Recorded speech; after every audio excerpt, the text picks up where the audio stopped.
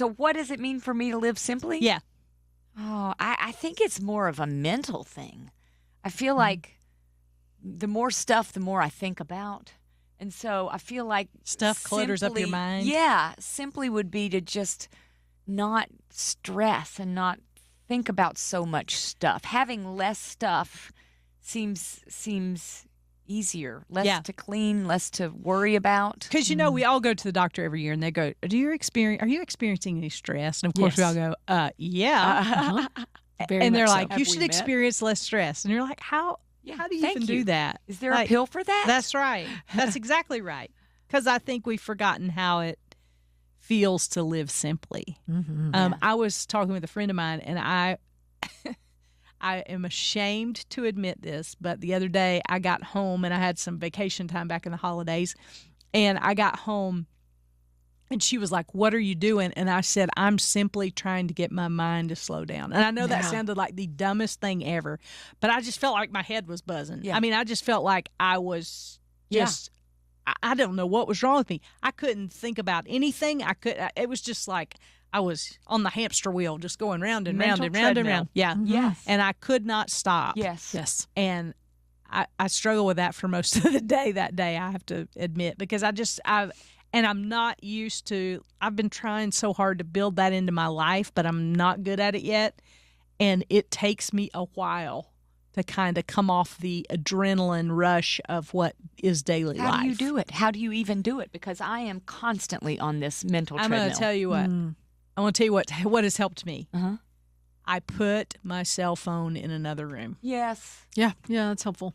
Yeah, I say that and I grab it. But yes. I put it in another room, and I put, if you have a watch, put it on Do Not Disturb. That's why they're there. Make sure you know where all your people are. Check with them. Say, hey, I'm checking out for the next hour. And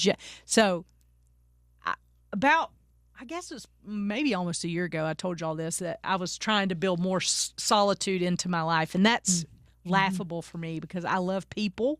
But the older I've gotten, the more I've realized I need some time to recharge, right? Yeah.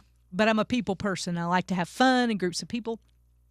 But I made the concerted effort. And I was reading this book, and it basically said start out with 5 minutes. Just do 5 minutes is all you need to do. Of just being by yourself? Being by yourself, being quiet, being still, not listening to music, just the silence.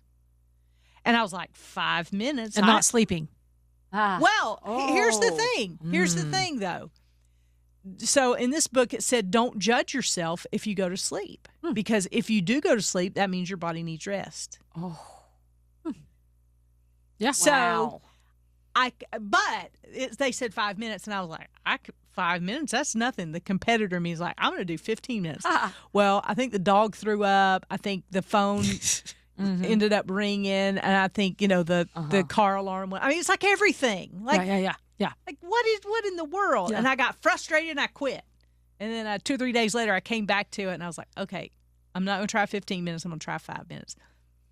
It was and I just practiced some good deep breathing, took some deep breaths. And I was like, after 5 minutes, I was like, could I please have 5 more? And that was what started my journey, because I realized that I live my life on dopamine and adrenaline and whatever's going to give me the next boost of energy and encouragement and whatever it is that I need.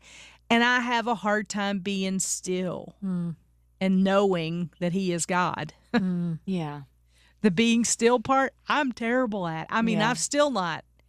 I would love to tell you that I've made it a regular practice in my life, but I haven't. But I do it more now than I have in the past. And that's progress, so we're going to count that.